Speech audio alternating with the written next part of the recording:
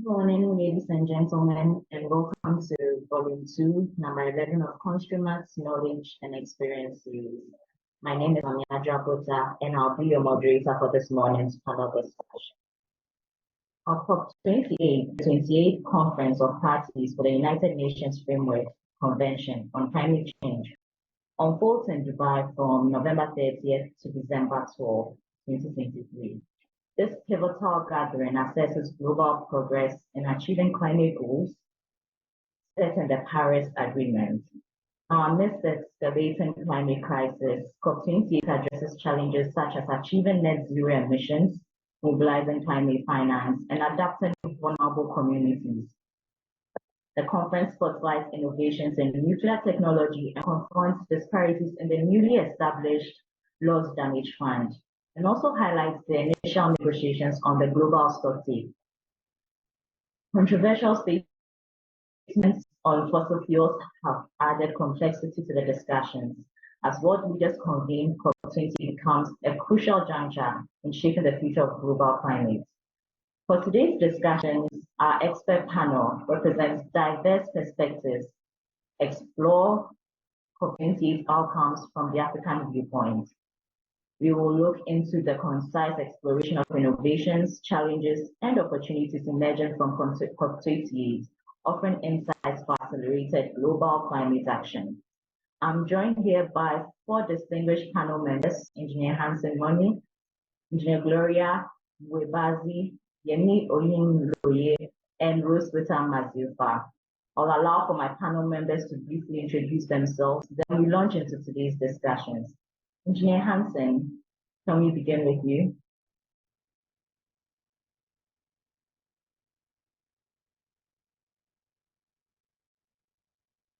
Hello, good morning. Hi, good morning. Welcome to everybody and your panel, other panel members. It's a pleasure to be with you here. Like I've been introduced already, my name is Hansen Moni. I'm an engineer, electrical engineer by practice. I work with the Ministry of Energy. I'm the head for Power Generation and Transmission Unit. And yes, I was at COP28. I've been part of the discussions. And so I look forward to a very fruitful engagement on the matter today. Thank you. Thank you, Engineer Hansen. Yemi, I see you on the call. Are we able to hear from you? Good morning, and good morning to everyone on this call. My name is Yemi Oyinloye. I'm a civil structural engineer from Nigeria. I've been following closely the discussions and the deliberations of COP28, most especially as regards the building sector and building and the infrastructure development sector. It's a privilege to be on this call today, and I look forward to having very fruitful deliberations with the panelists and everyone today. Thank you for having me. Very much. And do we have Gloria on the call?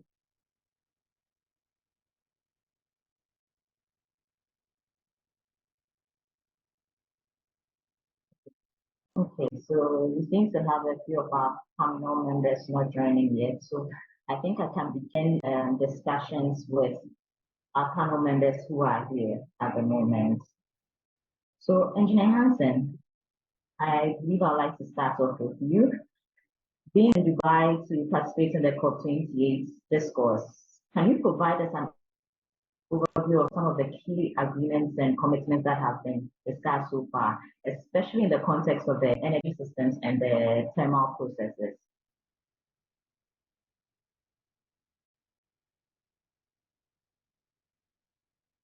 Thank you very much. So I'll come in from the Ghanaian perspective.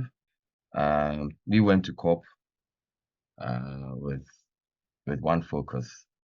Ghana we wanted to be part of a fruitful deliberation at COP, and our most important take to COP was that, look, we want to advocate for fundamental transformation of the global financial system. We cannot say that we are supporting climate finance, climate change climate change activities like building climate-friendly projects without funding. So we wanted to go and advocate for the fundamental transformation of global financing systems and ensuring that it is aligned with our socio-economic objectives. It was one of the greatest ambitions that we all were putting one voice together to go to COP. So going to Ghana as a team Ghana from all the sectors, this was one of the biggest. The president actually stated this in his national address. But going to COP this year, Ghana, we were already suffering one of the biggest impacts of climate change, the Akosombo spill. I think my colleagues on the panel would know that the unusual rainfall patterns caused by climate change had caused the spillage of the Akosombo Dam, which affected so many and displaced so many in catchment area of the river. So this one was providing a significant opportunity for us to assess the effectiveness of the commitment and support promised by the development countries in assisting with adaptation and addressing the consequences of climate change, especially in the global south. So we wanted to see this as an opportunity. So we actually made a proposal to the Global Shield Initiative for assessing resources aimed at ensuring the future resilience. So that is one that we Ghana took across strongly, and we're hoping that through the loss and damage fund, the V20 loss and damage fund, Ghana could assess something for the Akosombo, especially those who have been affected. We are looking to encourage the development partners to support the V20 loss and damage fund and the global shield against climate risk. And ultimately, we wanted the UNFCCC loss and damage funds to ensure availability of robust and social safety nets for climate crisis as they come. So this is one of the major things that we went on. Of course, we supported the idea of putting the loss and damage fund in a multilateral bank, maybe a World Bank or something, to expedite operationalization of the fund. Also, Ghana went there with our, we had just launched our energy transition. So we went there with the energy transition plan. It's an investment plan, which the president had unveiled. It was supposed to map out an orderly journey to net zero future and also unlock investments for green investment opportunity in Ghana. So that also is one of the highlights of our events in COP. And the president also announced, as part of Ghana's initiatives to support or our commitment to reducing carbon emissions, the president also launched the Ghana Electric Mobility Policy to pave way for the ambitious decarbonization of our e-mobility or our mobility sector, our transport sector. So we are introducing things like tax waivers for electric transport, tax release for importation of components for electric vehicles. And these are some of the things that we are doing to support our so these are generally Ghana's posture or Ghana's position going into COP. And so I'll leave room for more to come. Yeah, thank you. Okay. Thank you very much. Gloria, I see you on the call now. Can you introduce yourself and then also share the insights or what you have learned from the COP28 discussion so far?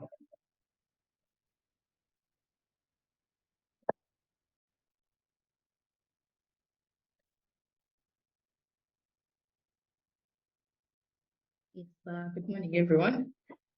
I'm glad to be here. I'm Engineer Gisha from Uganda.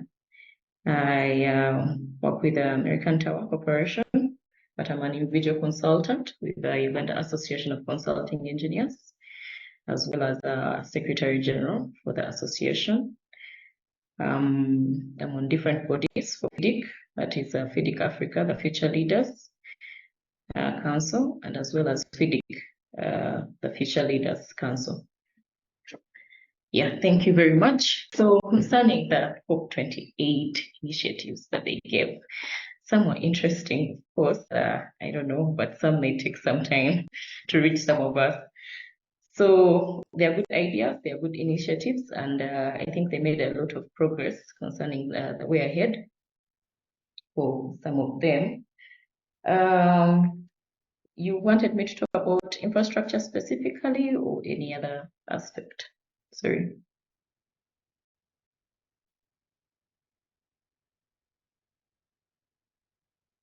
Okay, thank you, Gloria. So I'd like to go on to Yemi now. Yemi, are you able to weigh in on this from your perspective as a civil engineer and joining the discussion so far? Okay, thank you very much. And yes, I want to thank Engineer Hansen and Gloria. Okay, I would be sharing my own perspective. Unlike Engineer Hansen, I can't speak for Nigeria as a country, but I'll be sharing my own perspective as a consultant in the civil structural sector of engineering. Okay, so I followed closely on the area of my interest, which is building construction and transportation. Talking about the building breakthrough and the reintroduction of sustainable use of wood in construction, and as well as the cement in concrete breakthrough and the steel breakthrough. I want to say that most especially concerning the building breakthrough that was inaugurated in COP27 last year, I want to say we are not doing so bad. We have about 27 countries that have signed on, and recently during this COP28, Ghana was included in the list and making it 28. Unfortunately, Nigeria is not yet on that list where I come from, and it's so disappointing and disheartening for us. But looking at the list, out of 27, I can say that about 9 African countries are on that list, which is a very good one for Africa, because most of these things we are talking about, Africans still have a very long way to go in the way we conduct our businesses as engineers. And for me, I see very good advancement being made, but also I see a little bit of controversy between the various breakthroughs. For example, we are advocating for the use of more of wood in construction, and so that we can, to a very large extent, reduce the dependence of concrete and steel in construction, knowing fully well that the production of concrete accounts for about 10% of the GHG emissions globally. And you see, and when we talk about wood, there's also an advocacy for concrete. So these are a bit of complications for me, because we can't be going forward and backward at the same time. So I see that there is a need to harmonize all these breakthroughs and see how we can come together with a policy document that really guides us on the path to achieving the net zero that we are clamoring for by 2050. And honestly, on this side of the world, Africa, we still have a very long way to go in the way our practices are structured, our construction industry is structured. There's a big reliance on concrete and steel, and we know that it comes with various high level of negative effect on the climate and the climate change generally.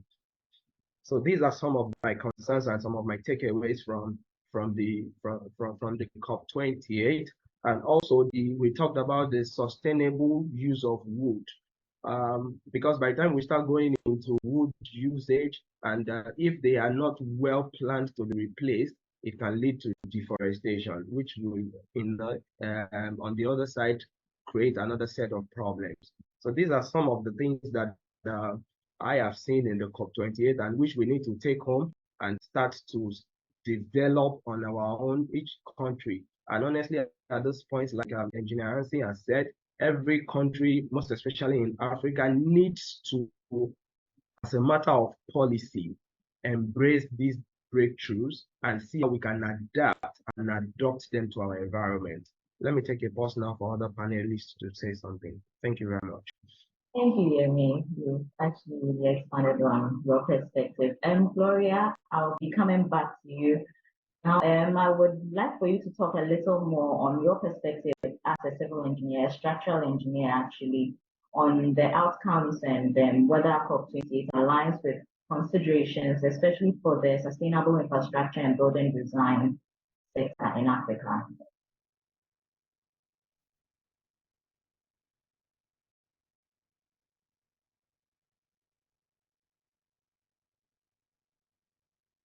Hello, Gloria. Do we still have you here? Yes, yes, yes. Okay. Yes, you do. So I wanted to know from your perspective as a structural engineer, do you find that outcomes from COP28 are aligned with considerations for sustainable infrastructure and building design in Africa? I think it's still a bit just like Yemi was emphasizing, as in we might capture some of these areas, but if some of our governments are not yet aligned in setting the rules, the regulations, the do's and the don'ts, then it may take us some time to actually do it. And then also the technology, I would say, if I go back to university, where most of the structures that we were learning were concrete, a bit of steel, less of timber usage. So the university students basically will leave when they only know what concrete design.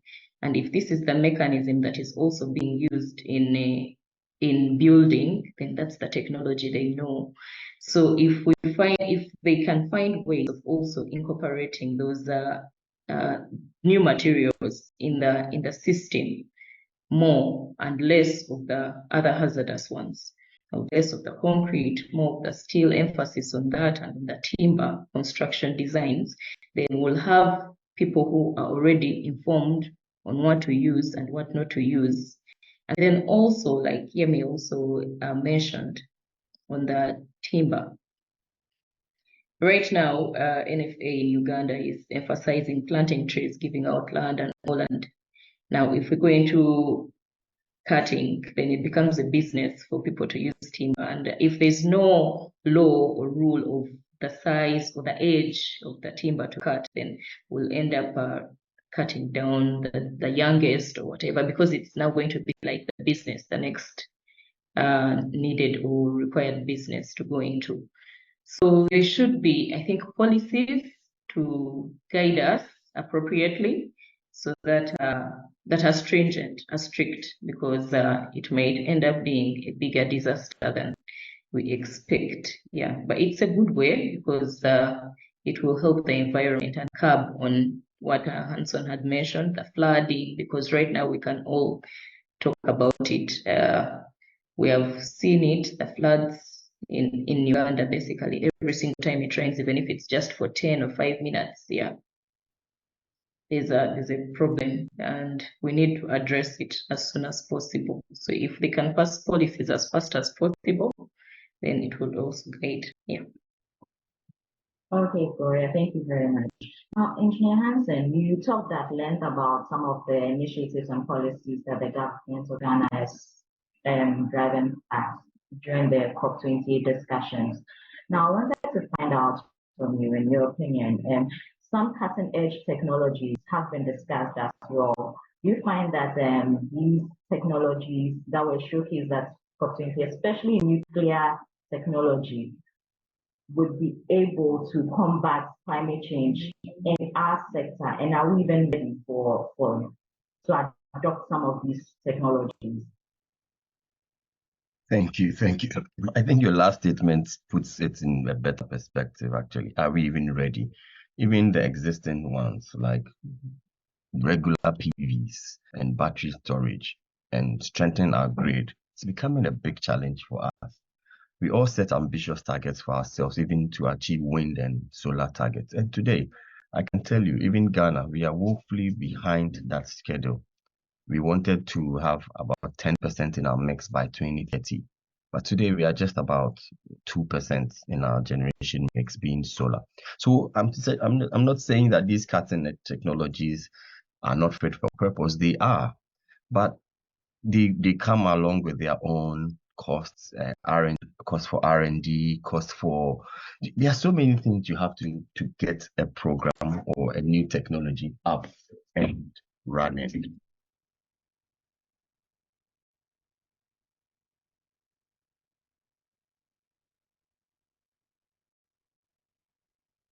Sorry, I was briefly interrupted. Sorry. So yes, something like in Ghana, you mentioned nuclear. We have a nuclear program going, and we are actually in our second phase of our nuclear technology, nuclear program. We are engaging vendor countries like US, China, Russia, France for partnership to develop our first nuclear plant. But it is still looking like a far stretch. Why am I saying this? The US is bringing a new technology they call the SMRs. They haven't even deployed it in the US, but yes, they are discussing it with Ghana to deploy.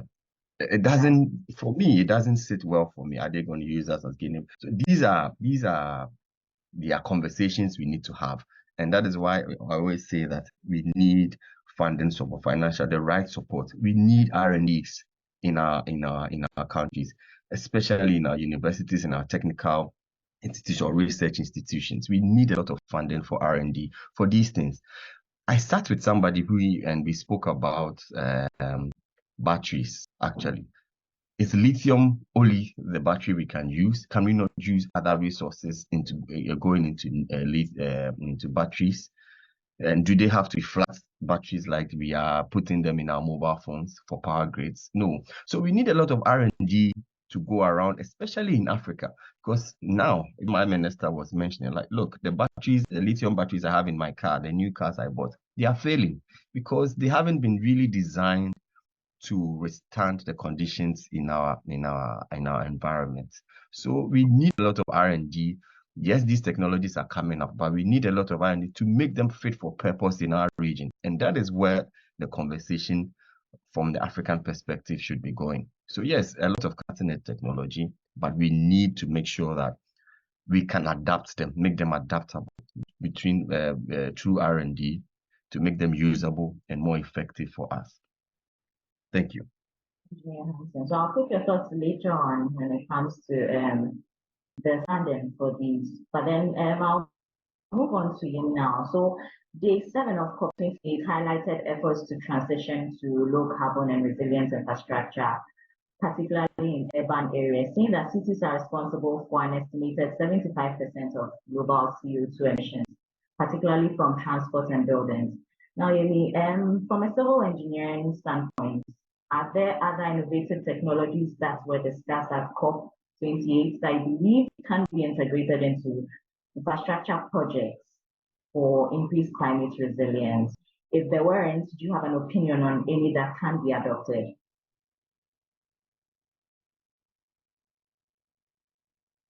Okay, thank you for that question, and thank you, Andy Engineer Harrison, for that nudging in the direction to go. Okay, as a civil engineer, I'm not sure that there are discussions in that direction. I'm not aware of any at the moment, but presently there's a, at least in our climate in Nigeria, there's a growing favor towards concrete roads, that's rigid pavement, and in the area of transportation infrastructure, there's a recent surge from moving from the regular asphalt-based road towards rigid pavement, and we have started using what we call paving stones in Nigeria. And I've observed a few of those roads that have been made with those paving stones, not necessarily the rigid pavement, but just paving stones, most especially for waterlogged area and where we have a reoccurrence of flooding, which makes the roads prone to getting spoiled often and often. So what I've discovered over time is that the use of a paving stone in our roads had come up with a number of advantages. It reduced the frequency of the road getting spoiled, and in cases where we have damages on the road, it was easy to fix within a few days. It's just removed and well compacted, and it's done again. So I see this as one of the directions to go, even though it's still a bit more reliance on cement, and for sustainability, I don't know how far we can go about that. And I would just like to put a rider on what Engineer Anson has said. We really need to start owning these technologies and adapting them to our environment. As a matter of fact, researches that have been made elsewhere might not and cannot really fit into our environment. So this is why I really want to support what Engineer Anson has said. We need to invest in our own research, and like I have in my notes, I said we really need to come up with our own codes that are codes for infrastructural development, codes for building construction, that are really adapted and adopted for our environment, because it is we that knows what materials we have and the nature of our weather and climate and what will fit into it. So these are some of the technologies that we have started using in Nigeria. I'm not well abreast of the new technologies that were discussed in that direction in COP28. As I speak now, I don't have any, but those are the few things I have observed that looks like an advancement in what we have been doing and what we are doing differently in Nigeria at the moment. Thank you. Thank you very much. Your comments are actually very thought-provoking, and I seem to align with what you're thinking with a lot. Now, Gloria, are you able to share your perspectives or your thoughts on the discussion so far about adoption of new technologies?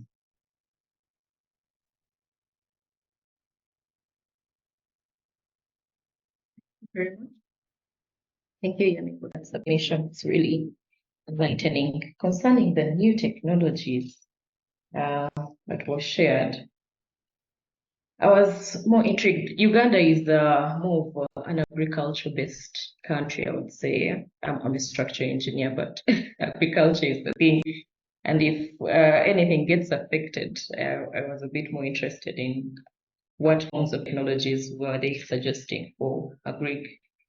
And the main thing that I've noticed in Uganda is our farming technologies, or the intelligence that we use is so low. So we end up having a wastage, delays and all. And he talked about, of course, artificial intelligence and all. And most of these first world countries have modern ways of farming. I know of a farm that currently is helping us doing irrigation schemes. 80% or 90% of our farmers, you'll find them irrigating with jugs or watering cans, not machines or any system, But this is a good initiative and a way forward, because imagine if there's a long drought and all you're doing is watering 80 acres or 100 acres with a jug, a watering can. It takes forever. That means you'll have less supply, less produce. And if you're relying on that to serve the whole country and to also be exported to other countries that have less of the foods, then there will be a food shortage, basically. And being that you're prioritizing exporting, then that means priority will be given to the people out and less to the people in who are actually farming. And the farmers themselves will be looking for money anyways. So anyways, if I go to the engineering aspect for the advanced technologies, the methods that are being suggested are a good idea. I would say Yemi talked about what they are using, which is a good thing. We are still using asphalt in Uganda. the pavers are used in malls, I would say, to be honest. I haven't seen a road that has been paved using pavers.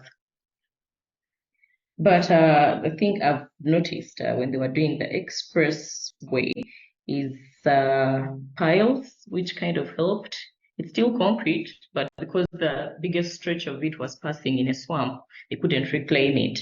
Yeah, which was a good innovation, because then they left the swamp and just piled through it. The other technology that I've noticed that for us we use a structural engineer, or that we have tried for where I work, is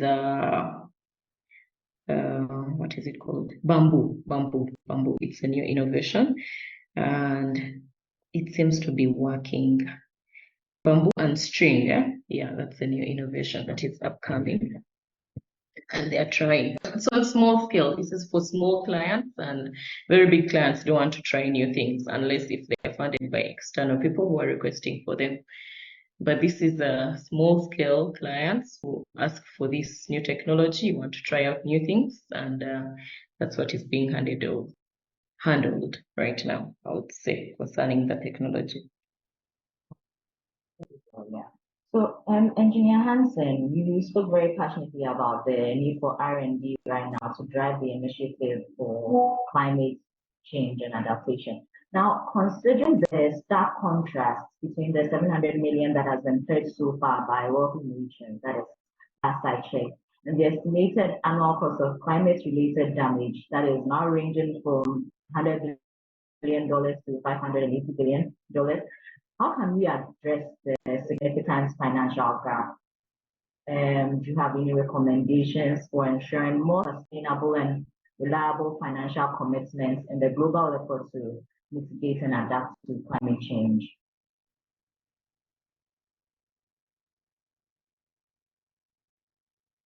Thank you very much. Yes, I could really be passionate about the the new tech and all that.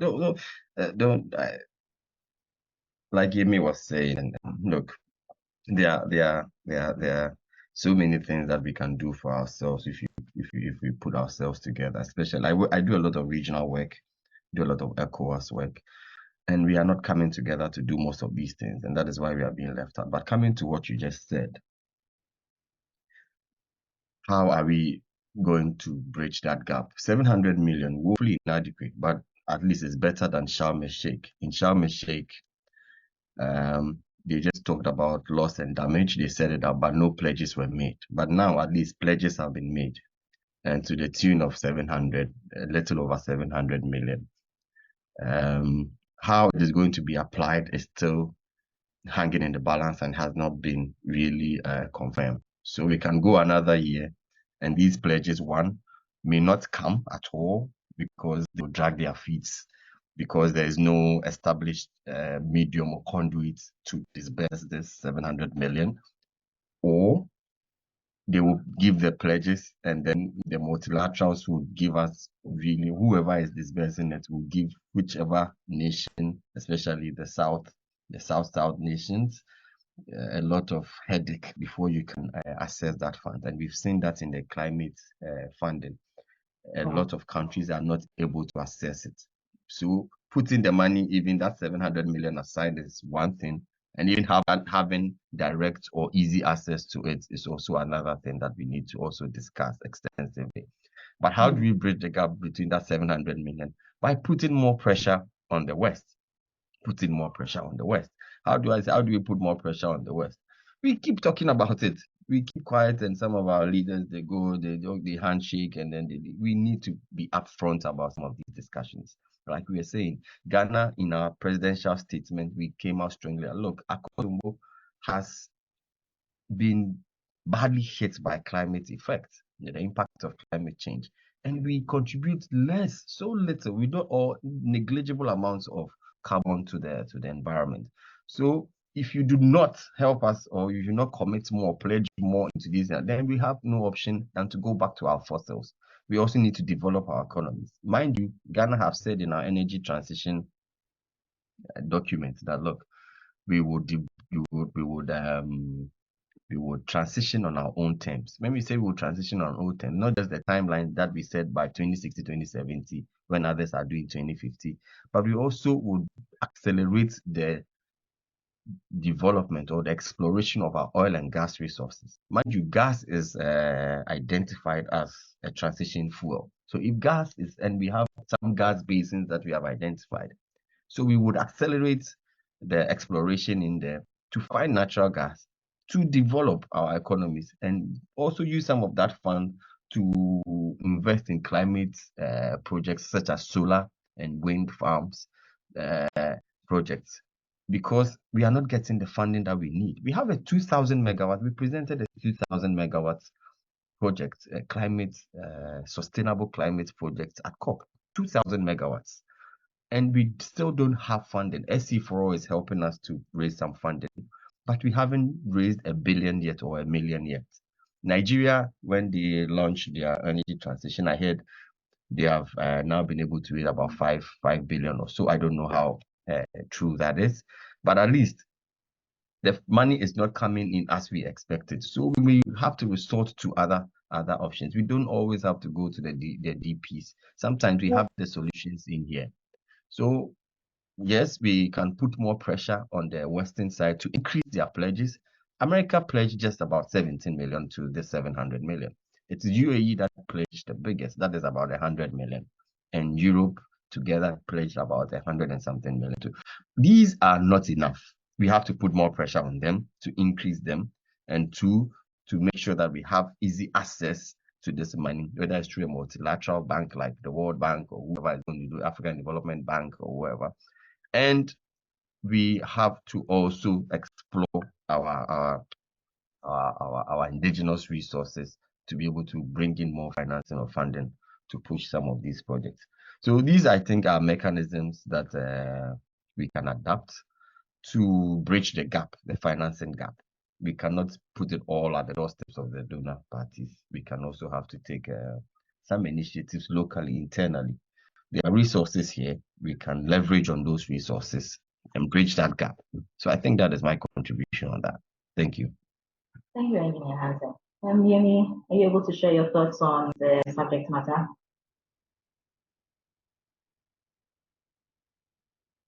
Sorry, I didn't get you.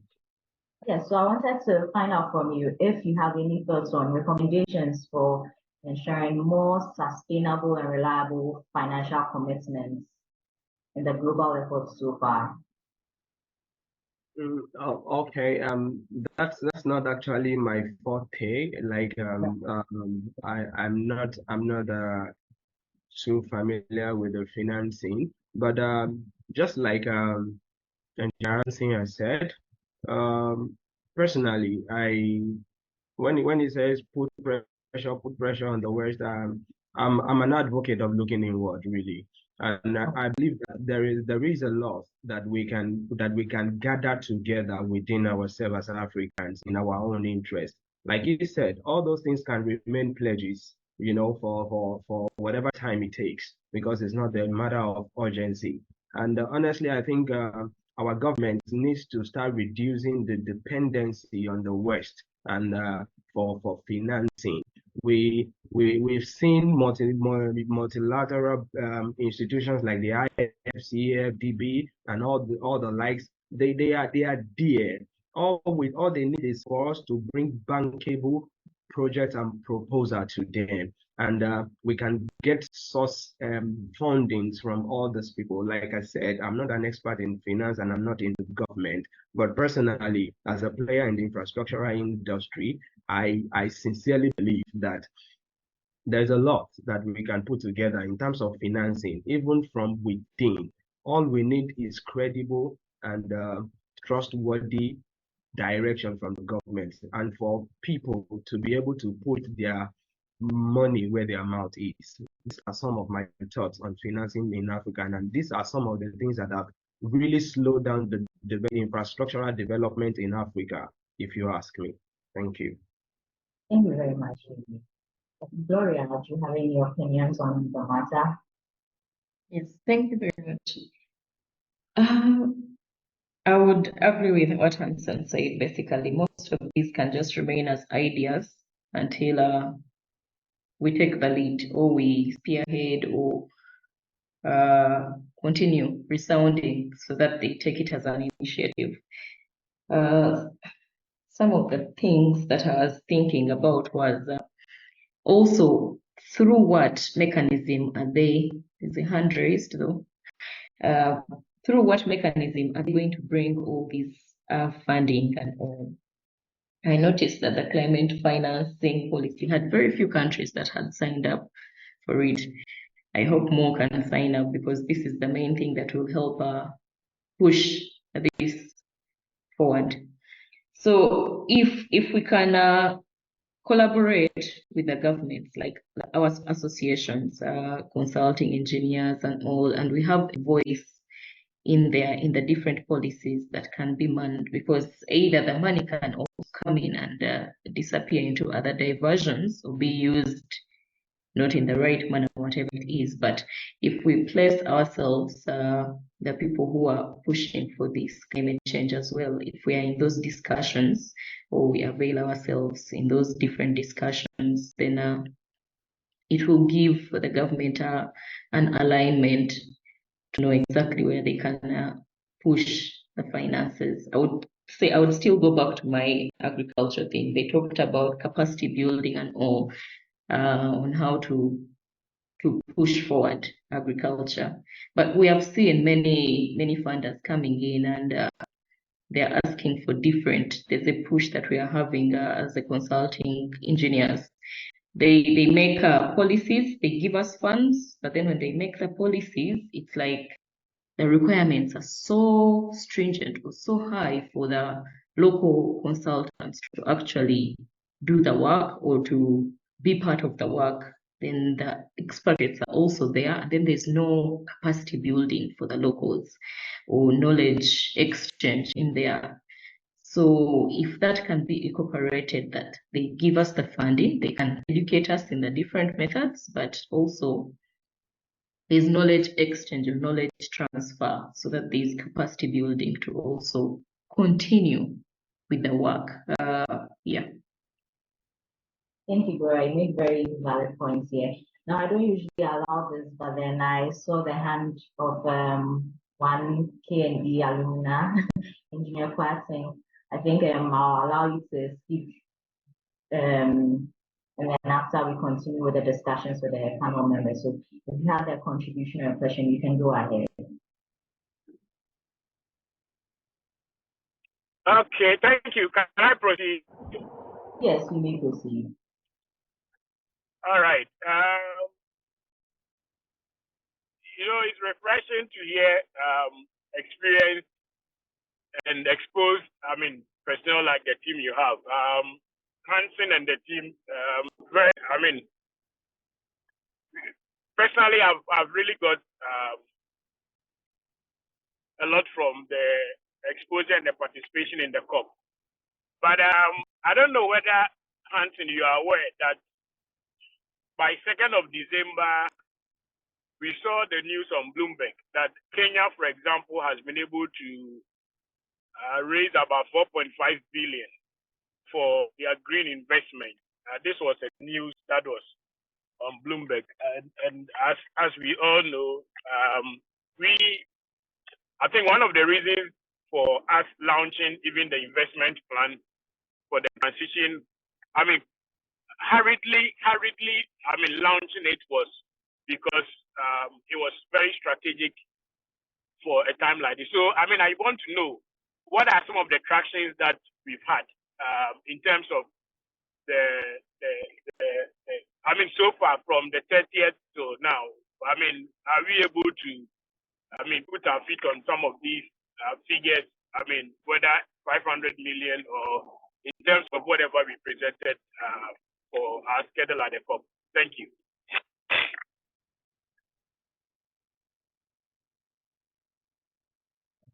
Madam Moderator, can I jump on? Yes, you may. Thank you. So, Engineer Max Kwatin, I think, you make the Kenyan example is refreshing to hear. And so Nigeria has also, like I mentioned, Nigeria has also, since they launched through SC for All, have been able to raise some 5 billion, they tell us, you see. And Kenya has also taken the lead there, or taking a cue from that, and is also raising some funds. And Kenya is not just doing that, but they have also done something.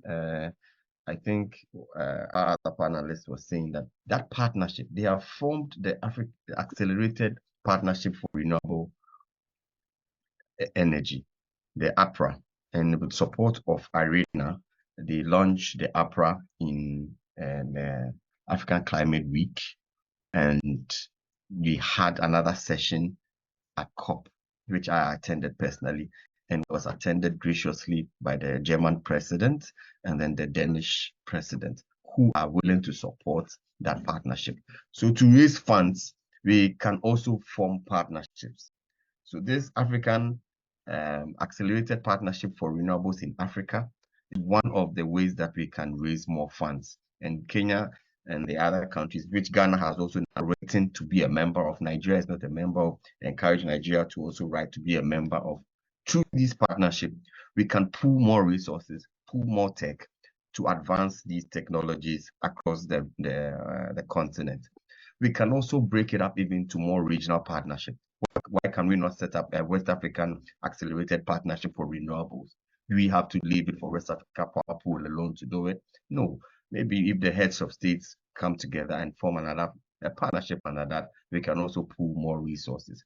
But personally, I'm saying since we launched our investment plan in New York at the UN summit, we haven't brought in any money yet. We are looking, we have put the projects out there. These are some of them are projects that already have feasibilities done, and we are looking that by the end of the year, we may also have an announcement of $1 billion or more to advance these projects that we have put in our energy transition and investment plan. Thank you. Thank you very much, Engineer Hansen, and thank you, Engineer Patting, for coming through with a question. Now, seeing that we have young professionals on this panel today, I couldn't resist asking this.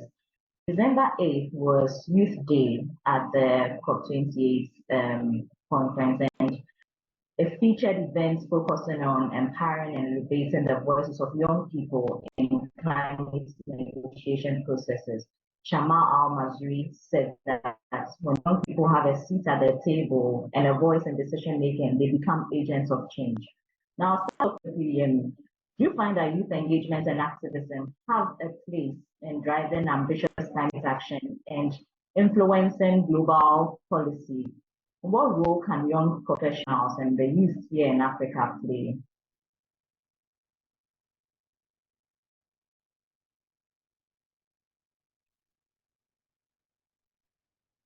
I guess that was a question for me, right? Yes, it was. Okay, can you just do a recap, please? Yes, so I'm asking, do you find that the youth or young professionals in Africa have a place when it comes to driving the global policies that are being set? Okay, thank you very much.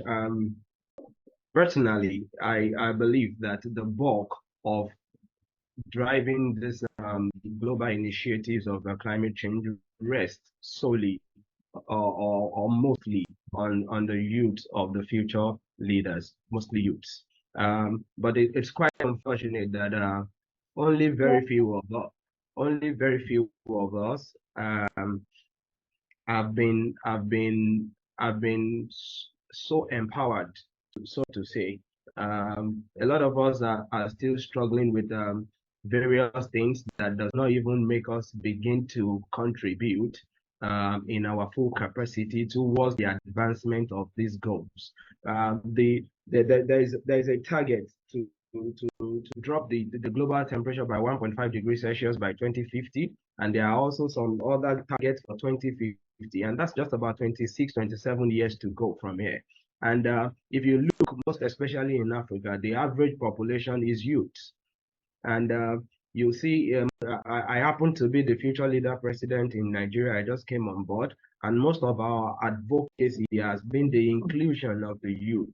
When we have our conferences, when we have our meetings, you see that the house is mostly filled, the room is mostly filled with gray hairs, and you wonder where the future leaders are. You wonder where the youths are. They are just left there, and so we have a lot to do. We have a lot to contribute. And honestly, looking at this team that we have on this panel, it's amazing the kind of experience and insight that is coming from this place. And I think the each individual country needs to start exploring what they can gain from the inclusion of their youth or from their young professionals. And I want to say that to neglect them or to underrate them, it's at their own peril. So, like I said, most of us are a lot exposed. We are inquisitive. We are inspired. We only need encouragement, and this encouragement can only be by policy formulation. And like I said, in the last FIDIC Africa, in one of the papers I presented to the future leaders, I said, if they don't give us a seat at the table, we need to take it. And if they don't invite us to the party, we need to start our own parties. Thank you. I'm tempted to clap at that statement, but Engineer Passman, I know you're excited by our discussions, and I know you have a number of questions, but I'll plead with you to save them for me so that I wrap up with my panel members. Then I'll allow you all the really want to ask more questions. Thank you very much. Now, Gloria, are you able to weigh in on what the youth can bring to the table, and if we do have a place at the table anyway? Thank you very much. Thank you, Yemi, for that wonderful contribution concerning the youth. I agree. One of the speakers on the COP thing mentioned the Africa is made up of youth, and we all know that anyways. And you'll find most of them are unemployed, unfortunately. So there's a big gap. The biggest problem is transference or transfer of knowledge, I would say, or inclusion of the youth. Yemi had already hinted on it, that very many meetings that you will attend and you find old people. And these are people who are not actually doing the work. The work is being done by the youth, because the youth are young, they have the energy, they have the zeal. So why not invite them? Why not come with one of the youth from your farms to just sit through the policy making and give insights on the different items being discussed? We are trying to push for that. I know that FIDIC is also pushing for incorporating youth in different areas, in different committees, and also that because they have the energy, they do the running, they do most of the policies and the changes more than the rest of the other people who are in top positions. So, and this global climate change that we are looking at is going to require a young mind, a fresh mind that can think outside the box. And this is the youth. So if we are making policies and not including the youth, then I would see there would be no way, because we'll just keep doing the same thing, because they have no idea. And that means they'll just do what they have been seeing being done, and they don't know what is happening, what is going to cause, what the effect is. But also I would push us as the youth to just be more aggressive, I would say. Sometimes we be laid back or just sit back, but as the youth as well, are we proactive in these different things? Because sometimes opportunities are there, or some of the people who are in those positions want aggressive people. You go and ask for an initiative to just be part of this. Show the what is it called? Like the desire to want to cause the change itself. Then Yemi said, if you're not invited, then you might as well start your own party, because if you have the heart or the zeal for something, then either way you will want to make the change, no matter whether you're at the table or not. And if they see the noise or the numbers growing somewhere else, then they would want to come and be part of that party as well. So as the youth, if we are not invited, or if we keep not being invited, then let's take the mantle and get the zeal to just see the change that we would want to see or to be. Yeah. Thank you very much, Gloria. Engineer Hansen, your fellow panelists have shared their perspectives on the place of the youth in driving this goal. Do you find yourself that the youth has a place, and should we even be invited to the table? I think the place is for the youth. Actually, it's not about we having a place, or it is ours. The place is ours. we need to fill it. But how do we fill it? There's a reason why that day, on that the one you referred to at COP, the 8th December day, was referred to as Youth, Children, Education and Skills Day. We need as youth to start educating and skilling ourselves to take up these because in the next, we were looking in our energy transition plan, we were looking in the next 10 years, and a lot of the skill sets will be different from what we have now. You need to raise skill to the youth to be able to fit into where we are going. So the youth would have to be in the discussion today. That is why it is necessary for the youth to be in the discussion today. They need to be involved in whatever we are doing so that they are coming along with the band. You understand? We don't have to leave them go and do the discussions in one room and then come in and just dump the results on them. They have to be part of the discussion. I'm happy to say that in the Ghana context, in our programs at COP, we had two clear sessions, in 2 different sessions for the youth. One was on the 3rd of December, was a Sunday, and we had a session with the Strategic Youth Network. It's an NGO with a focus on climate and other their vision is actually to help achieve environmental sustainability through the development and active participation of young people in managing the environment through policy formulation, through programs planning, and implementation of program and activities. So this NGO, we came along with them. We had a whole session with them on Sunday, and they were supposed to speak on equity in focus, African civil society's vision for adaptation and loss and damage. So we had a clear day, and the youth gave some brilliant inputs on how, as a country or even as a continent, we can focus and then bring equity, especially in adaptation and loss and damage. And on the Youth Day itself, there was an youth engagement in national adaptation planning, the best practices from Ghana. So we shared best practices from the youth, and people brought up ideas. So these are forums we are trying to use to bring the youth on board and also to tap into their innovation. Some of them have brilliant ideas they can share. So in Ghana, on the Youth Day, we had a session with the youth, and even before that, we had another. And mind you, our First Lady is also pushing strongly for clean cooking, especially for women and children who are most affected, who are most vulnerable.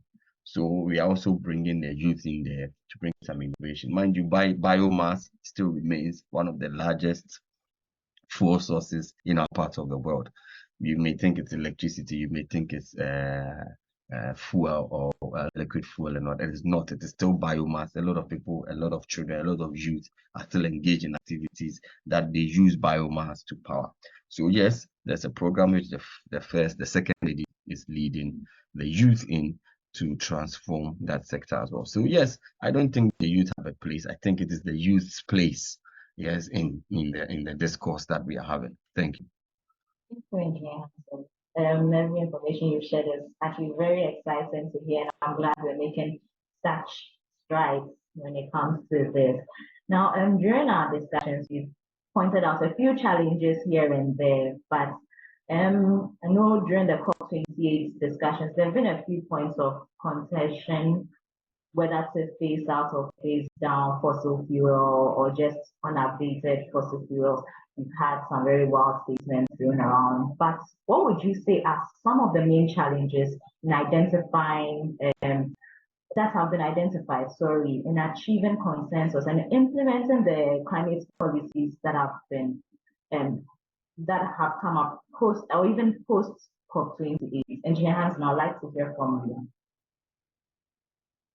So fossil fuels, yes, always will remain a topical issue. And one of the issues that we are already having is that the Africans were not in the room when some of these discussions were being held. And in fact, we hear that we are being shortchanged again because the big fossil fuel users are still trying to remove some clauses. I think Article 35 or something, or edit it in in there as well. So yes, the big nations, they know that it's difficult to transition fully, especially in the global challenges that we are having now. So when there is energy security issues, they go back to their fossil fuels and all that. So these are very controversial issues that are still coming up. And we think from our perspective, like, look, yes, we are going to transition, but it has to be at a pace that is not injurious, one, to our economic progress, and two, that will not be overly expensive. How much is an electric vehicle now? How many people can afford an electric vehicle now? So if you push policy in a direction which is injurious to your economy and the people you are making the policies for, then we have a problem. So in our EV, the EV plan that the president launched, it spells out the roadmap, the full roadmap that Ghana is trying to adapt to phase out fossils and then bring on more sustainable ways of mobility. So we think that it's all about planning. You have to do it in a way, set targets for yourself that are realistic and achievable. You cannot push unachievable targets on us. So from our perspective, maybe I'll share our EV plan with our brothers who haven't done a plan yet. They can look at it, our EV policy, and maybe adapt from it. It is showing you how to do it at your own pace and how to do it so that it's not injurious to your economy. Thank you. Thank you very much. Gloria, have you identified any challenges so far that you believe would hinder us from achieving the agreements made at COP28? And do you find that some of these challenges actually present opportunities for us as well?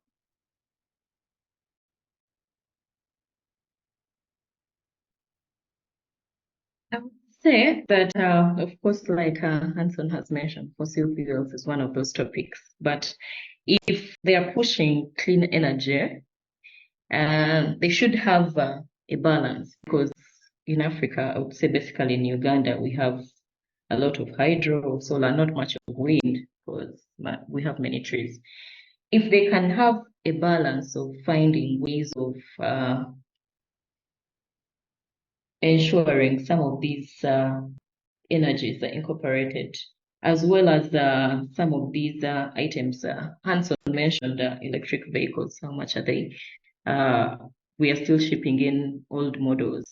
If they can have a ban and make it cheaper for the newer models to come to Africa and not ship the older models to Africa, then it would be a bit easier for us to adjust slowly as we get there. But if all they're chasing from their state is coming here, then, and if it's what we can afford for now, then we'll have to use it. And if the government can also have a way of pushing these other ways of energy that we can use and make them a bit cheaper, then the coal or the charcoal can be used less. If we have gas that is cheaper, because right now in Uganda, I know Tanzania is doing it, they have gas a bit cheaper, but in Uganda, it's still not so cheap. So people go for the charcoal and the gas at the same time so that they have a balance. So if we can find a way of having the hydropower, the solar, the gas being a bit cheaper than these other mechanisms, then most people would actually go for them. And it would be an easier transition than just saying we'll cut this out and then use this sort of fuel form. Yeah.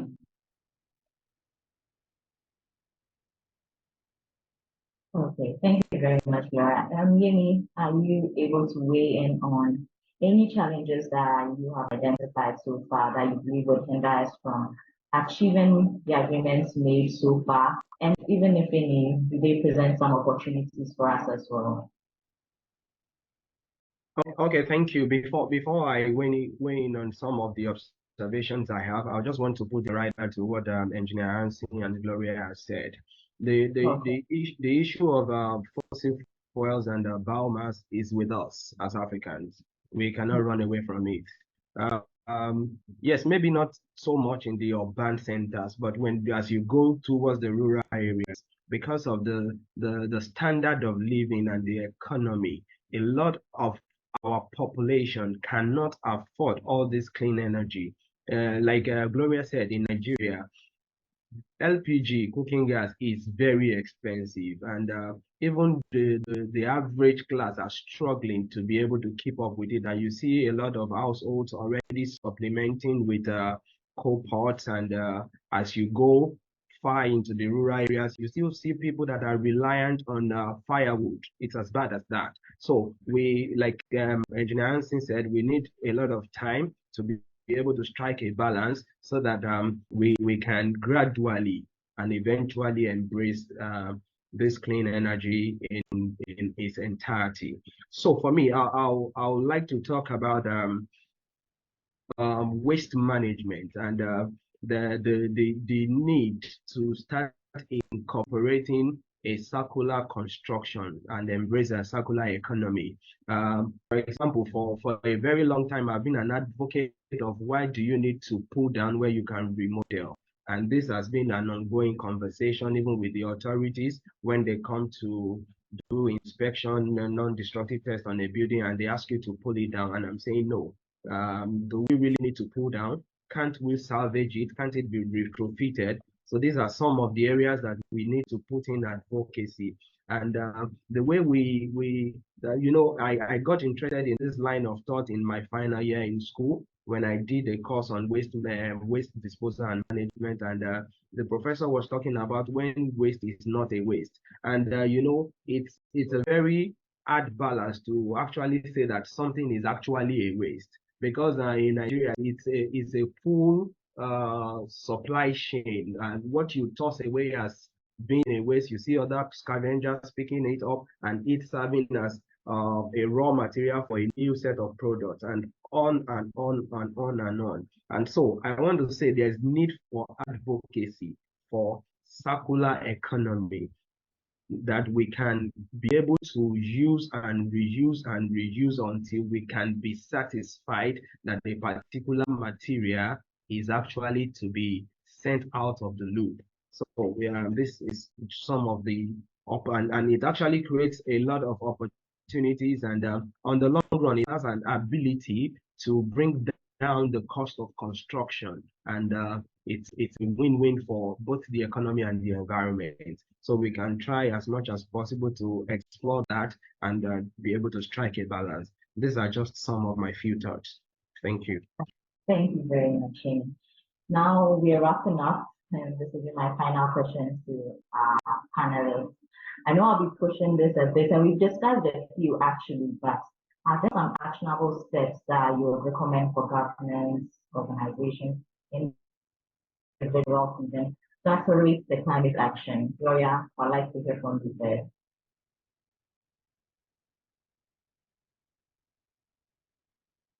Repeat the question, sorry. Yes, so to wrap up, I'd like to know from you if you have some actionable steps. I know we've discussed a few, but are there some actionable steps that you would recommend for governments, organizations, or even individuals to accelerate the climate action? Thank you. Concerning the government, of course, it will be mostly policies.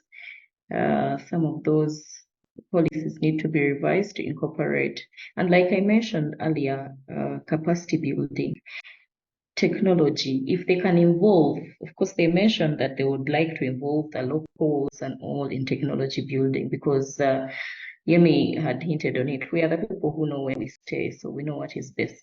If they can involve us as well in some of these technology innovations and all, so that we can advise. Yeah, like when we are building a project, basically, we have to go to the locals to find out how the area is, because we don't live in the area. The locals live there. They know, they'll easily tell you that this place floods, this place doesn't flood, this is suitable, this is like that. So it's a bit easier if you have the people involved, or the locals involved in some of these policies and innovations. And then for continuity, Yeah, if capacity building is done, then the same people who have done the structures and the locals are involved, then they will know how to maintain these same structures. But if you do the structure without the involvement of the locals, it will become so hard. There's a building where we were studying. It was done by the Israelis long time ago. I don't think there was transference of knowledge because up to date, a structure has never been worked on in any way, completed. It is still as is. Everyone doesn't know what they need to do with it.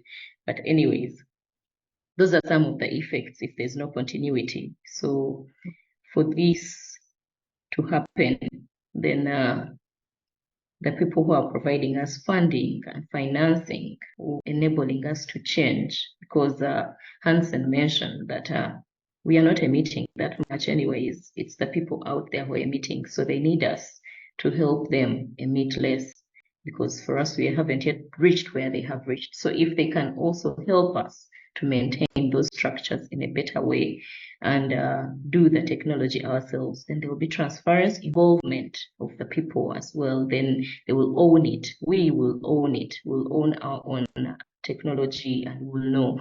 And once the locals are involved, then the project can easily move forward. Yeah. So as they make the policies, they need to involve the locals, the youths, because they are the biggest number of people, and they are that generation that is still there, that is going to keep the technology, that will have to transfer it to the other youth. So for continuation, yeah, that's basically it. They need to involve the locals, capacity build, and policies that benefit the countries that they are funding. Thank you very much, Gloria. Yemi, do you have any thoughts to share on actionable steps that you recommend to accelerate the climate action? Just to wrap up. Okay, thank you so much. And in closing, I just want to say that the taking responsibility for climate and the environment is our collective responsibility.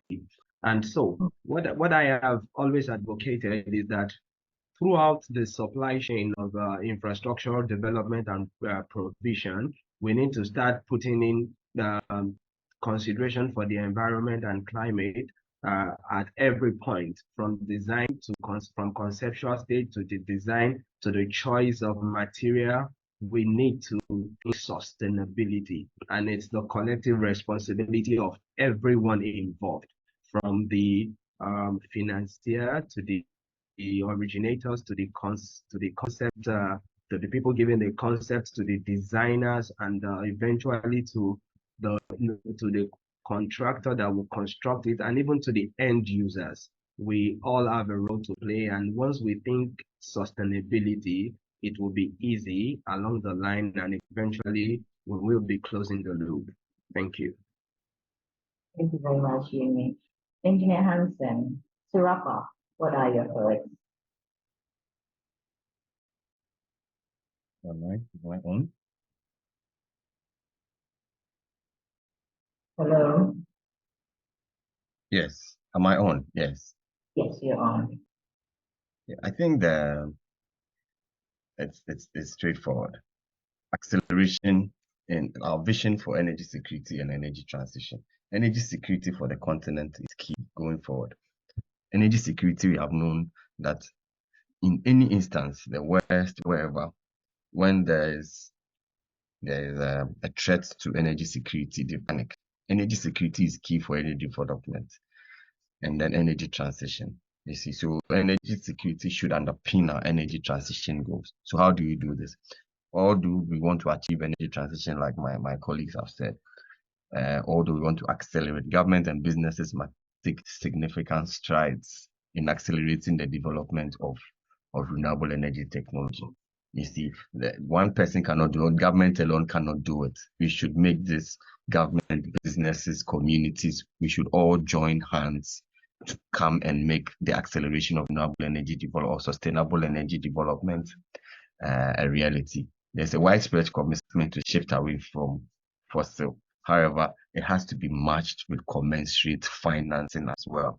So we also have to push for that commensurate financing and investments, especially in solar, wind, and hydro and other clean energy sources, especially in the global south, where now the RE resource is really, really abundant. The sun shines brightest in this region. The winds blow strongest in this region. They have geothermal resources. So we have to make sure that there's commensurate financing to these plans that we have set out, or to these commitments that we have made to. And in the end, we also want to say that there should be energy access for all. It is very important. It is really, really important that even as you pursue energy transition, you have to do it with focus on inclusivity. We cannot leave anybody out, ensuring that all communities, especially those in our poorest, have access to reliable and sustainable energy. Ghana has access to electricity of about 88% already. The whole population of Ghana, 88% of us have access to it, but we are not relenting. We are moving to universal access by 100%. We want to even target island communities, lakeside communities, off-grid, where it is very difficult to reach with off-grid solutions. We want to promote community-based renewable energy projects. It is this inclusivity, when you don't leave other people out, that is where you can make the most impact. And in Ghana's energy transition plan, we're also placing emphasis on just transition, especially for workers and the youth who will be affected as we move away from this technology to that technology. How are we reskilling the youth? How are we retraining our old people who were driving manual cars and now they have to be driving electric cars? How are we reskilling them so that we don't leave anybody behind? So this is, I think, the things that we should focus on as we transition from fossils to clean or sustainable energy sources. Thank you very much. Thank you very much, Engineer Hassan, for sharing your thoughts. Now, ladies and gentlemen, all too soon, we're coming to the end of yet another Construmat Q&A session. I hope the discussions have been exciting and enlightening for you as it has been for me. At this point, we'll take a few questions from the audience. Please raise your hand if you have a question, and I'll call on you to do so. Engineer Passing, if you're still on the line, I'll take as many questions as you have for me. Oh, no. You see, excellent delivery, excellent. I mean, very insightful. And I appreciate the clarity in these kind of discussions. Except that sometimes I think that these kind of commitments are more like moral obligations. I'm sure that there was a touch on commitment to this financing, and for example, the expectation of this loss and damage fund with respect to the ramifications we are having in Ghana with Akosombo, and even in whatever happened in Libya and all that. These are moral commitments. Let's take a classical case of Ghana. By end of November or even mid of November, the budget is presented, for example. And the government actually makes allocations for whatever it intends to do the next year. The timing of COP, for example, I mean, some people make the case that it's more like a vacation conference, right? And by the time that these COP, I mean, if a lot of networking is not done before the actual event to my understanding is more like where the final signatories are put on the document for a kind of commitment. So if we don't engage these kind of donors, if we don't look at their schedule and their program, and we go presenting our own program expecting that they will come to our table, a lot of them are already done with their budget for the year. And this happens every year. So I think that we need to, as participants and as main, let's say, key players that inform the C-levels and the authorities like the ministers and the president, I'm sure that we should start a conversation way before the November event. The November event to me is more like a ceremonial thing where pen is put on paper. because by November ending, everyone is almost done with his or her budget, even the private organizations that have the money to come and fund. Because some people feel that a lot of these targets are not being met because there's no commitment, even though on our part of the world, we are having the ramifications of these, the messes. But I think that the conversation should start then. We don't go for the conference at the time that people have already, let's say, made their commitment and all that. So it's more like a comment that I want to. But excellent delivery. Personally, I've enjoyed a lot of insight into this, and I mean, a better clarity to a lot of the issues. Thanks to your team, Hansen and the team. Hansen is a solid guy. Thank you. Thank you. I think next time when we're having these sorts of discussions, I hope I can solicit your participation as one of my panelists next time. Anyway, that's just by the way. So we are still open for questions. If you have any, you can just raise a hand and I'll call on you to do so.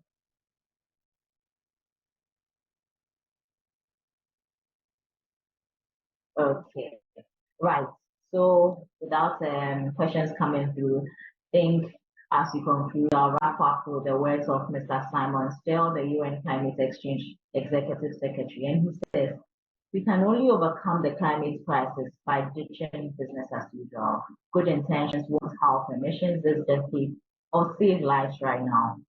Our panelists have offered profound insights into COP28, shedding light on key agreements, innovations, and challenges as well. The urgency post-COP demands collaborative action, just like my panelists have mentioned time and time again.